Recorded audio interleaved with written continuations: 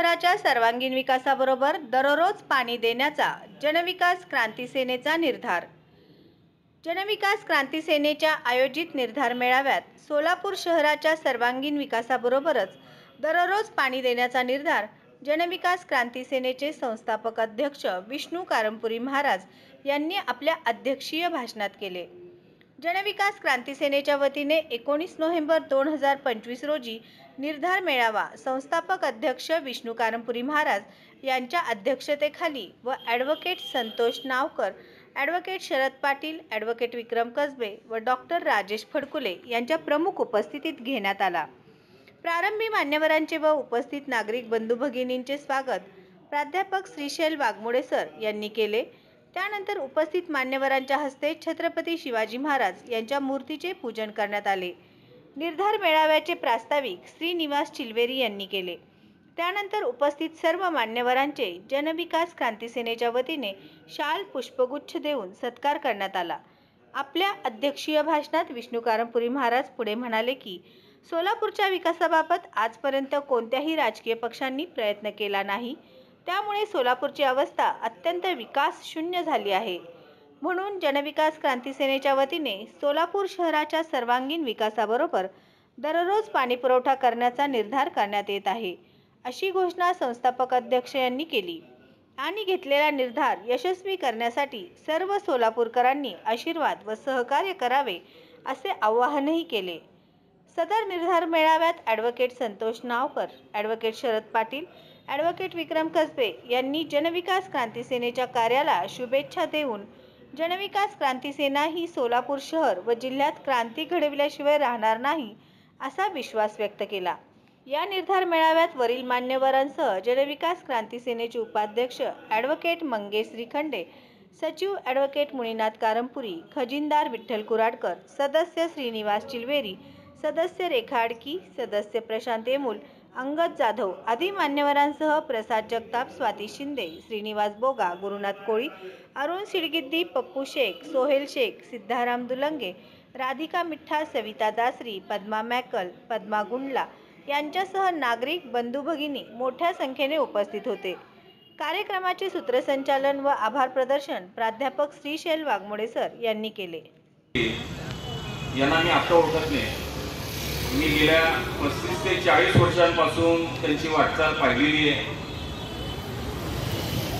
एक शिवसेनेचा वॉर्ड अध्यक्ष, तिथून कामगार सेनेचा अध्यक्ष, अशी त्यांची जी काही वाटचाल झाली आहे, त्या वाटचालीमध्ये विडी कामगारांचा प्रश्न असेल, यंत्रमाग कामगारांचा प्रश्न असेल, त्यांनी धडाडीनं काम केलेलं आहे। अनेकांचे प्रश्न सोडवलेत, आंदोलन केलेत, मोर्चे काढलेत आणि सतत झडत राहिलेत, कंटिन्युअसली झडत राहिलेत। अजूनही वय 70 आहे, परंतु 30ल्या तरुणाला राजवेल अशा पद्धतीने पायाला भिंगरी लावून पडत असतात आणि कामगारांसाठी कायम झटत असतात। एखादी मूर्ती तयार होताना त्या दगडाला जसे घनाचे खाव बसतात आणि घनाचे खाव बसल्याशिवाय त्या मूर्तीला रूप येत नाही, तसे अनेक घाव महाराजांनी आतापर्यंत त्यांच्या आयुष्यात सोसलेले आहेत, त्यांनी जवळून बघितलेले आहेत। महाराजांना समोरच्या पक्षातून तर विरोध होताच, त्यांना स्वकीयांनी सुद्धा विरोध केला होता। स्वकीयांनी सुद्धा त्यांना अनेक वेळा अडचणीत आणण्याचा प्रयत्न केला होता, त्यांच्यावर अनेक आरोप झाले, अनेक खोट्या केसेस झाल्या, परंतु महाराज सगळ्यांना पूर्ण उरले।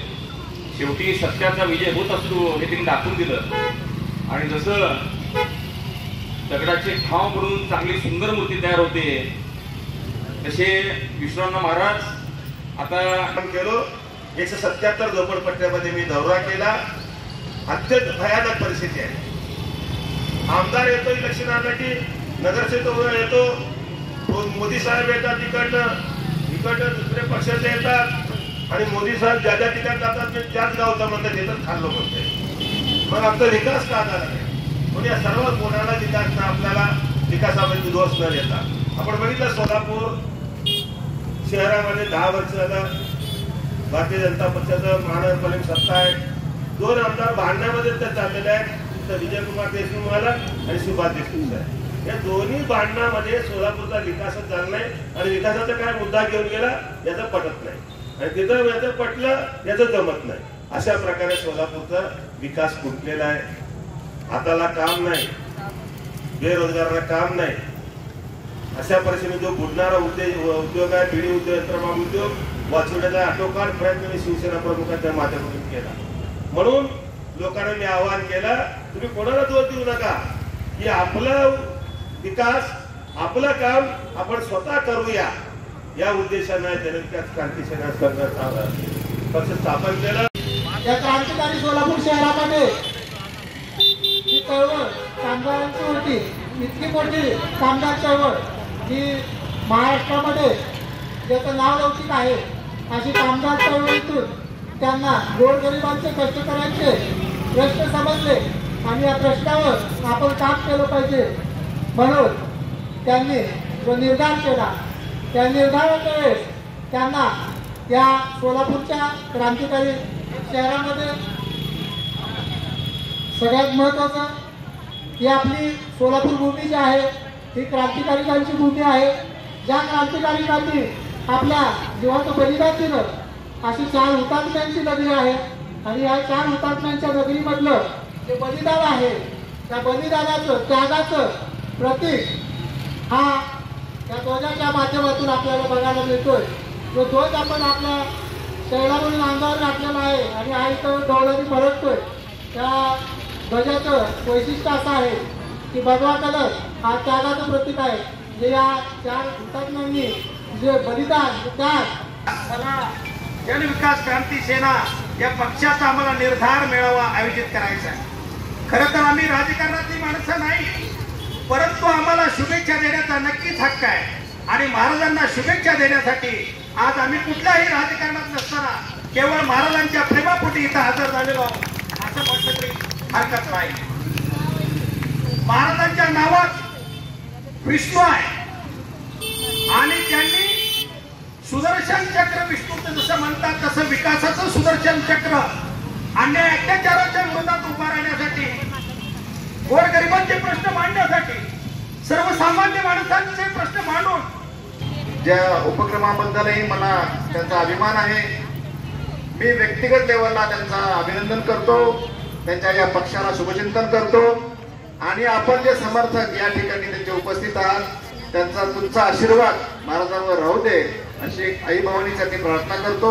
मला इथं बोलवलात, माझा सन्मान केला आणि मला बोलायची संधी दिली त्याबद्दल मी लहानपणापासूनच महाराजांसोबत आहे. त्याचे अनेक विचार अचंबित करणारे असतात.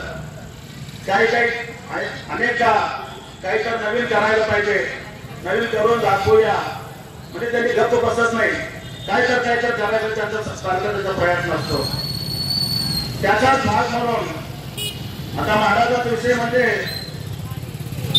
त्यांचा सुद्धा लहानपणापासून सार्वजनिक क्षेत्रामध्ये काम करण्याचे त्यांना आवड आहे. त्या आवडीच्या माध्यमातून अनेक प्रश्न त्यांनी सोडवण्याचा प्रयत्न केला.